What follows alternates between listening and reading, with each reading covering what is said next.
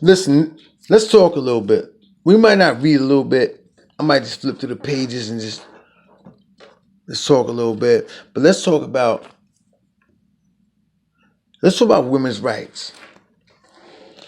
Right. A lot of these things nowadays are about women's rights and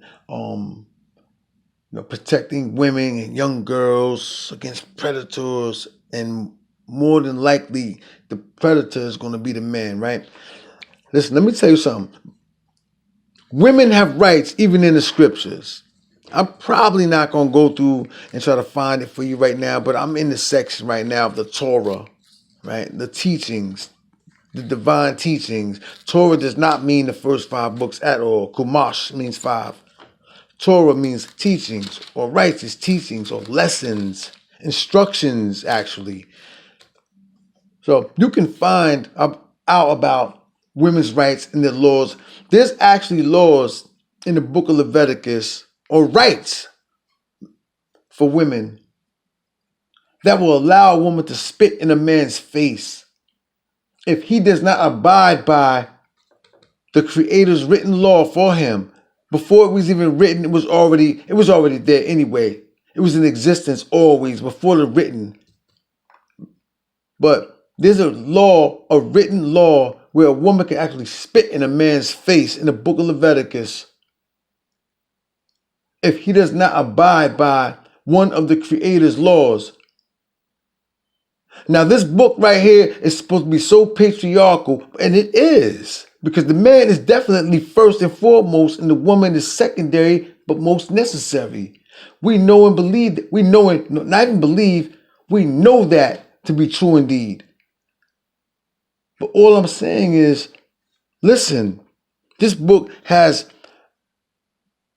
rights, laws, statutes, commandments, rules, regulations for everything. And people say, oh, I wouldn't do this because I have common sense. Now, common sense doesn't come from you just being some wild little young baby growing up without any instruction. It's not common sense until you are taught it, bro. Or learn it. And even if nobody was around you, if you kept making the same mistake, falling off that cliff and walking through that booby trap in the woods or whatever, wherever you grew up, then of course you would learn not to do that anymore. That's where you get common sense from. Learning. Something taught you that, even if it was yourself by experience or wisdom.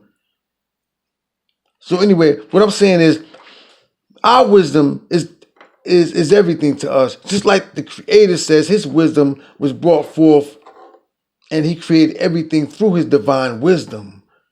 You understand? And the wisdom being the female principle, that would mean your woman, that female, like the moon.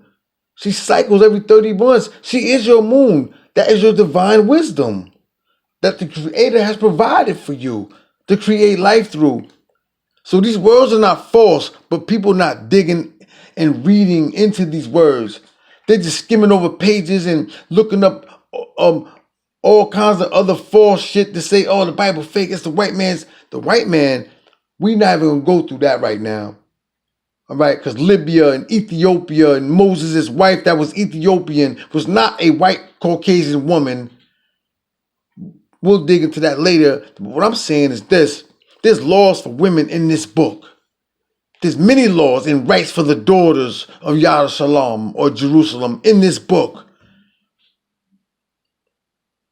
This is a patriarchal book because the Creator created man first and then brought forth his understanding. And through his understanding, he created wisdom. From knowledge, wisdom, and understanding. The sun, moon, stars, man, woman, child, proton, electron, neutron. Everything is 1, 2, and 3. 3 levels. We live in the 3rd dimension, the 4th dimension no man can ever think of or see. Like mathematics, no man can ever perfect that. But you can study your wisdom, study your woman, and know her cycles every single day because she changes every day.